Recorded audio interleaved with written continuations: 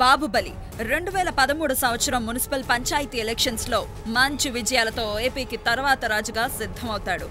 అతను యువరాజుగా ఉన్నప్పటి నుంచి దేవయాని అదేనండి హైదరాబాద్ మీద మనసు పడుతూ ఉంటాడు. ఆమెతో పీకల్లోతుగా ప్రేమ వ్యవహారం నడుస్తూ ఉంటుంది.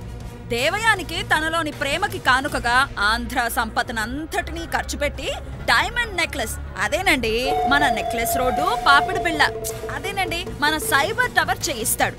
ఇక బాబుబలి నాటకీయ పరిణామాల మధ్య ఆంధ్ర రాజుగా ఎన్నికవుతాడు. కల్వకుంట దేవ బాబుబలి మీద ద్వేషంతో ఉంటాడు. అతనికి దేవయాని మీద రాజ్యం మీద మనసవుతుంది.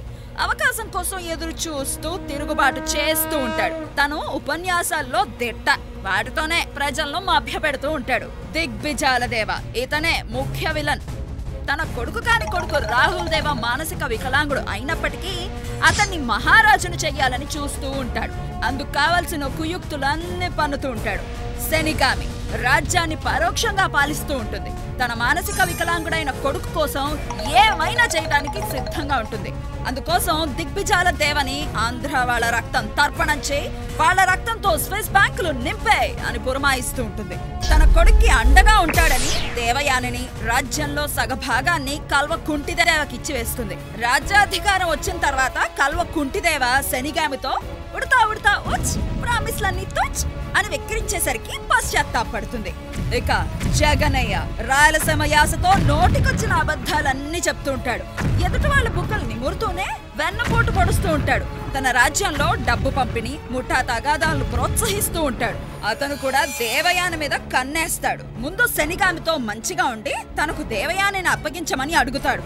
ఆమె కాదనేసరికి శనిగామి మీదకి తన సేనతో దండెత్తుకొస్తాడు. ఇక కట్టప్ప కిరికిరి శనిగామి రాజరికానికి వీర విధేయునిగా ఉంటాడు. రాహుల్ దేవని చక్రవర్తిని చేయటానికి 5 కోట్ల ప్రజలను మోసం చేస్తాడు. అతనికి తెలిసిన రాజ్య రహస్యాన్ని ప్రజలకు చెప్పకుండా, కుట్రలేమి జరగకుండా తను అడ్డుపడుతున్నట్లు డ్రామాలతో ప్రజలను నమ్మించి నమ్మక ద్రోహం చేసి మూకుమ్మడిగా వెన్నుపోటు పొడుస్తాడు. ఆ తర్వాత పశ్చాత్తాపడి బయటకు రావటానికి సిగ్గుపడి ఇంటికే పరిమితం అవుతాడు.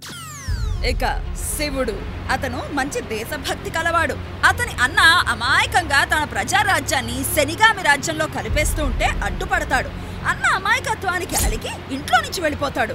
మంచి వారితో చేతులు కలిపి దుష్టుల చేతుల్లోకి పోకుండా కాపాడుతూ ఉంటాడు. అప్పుడప్పుడు నేనెవర్నే అని మంత్రులు ఏం చేస్తున్నారని ప్రశ్నిస్తూ ఉంటాడు.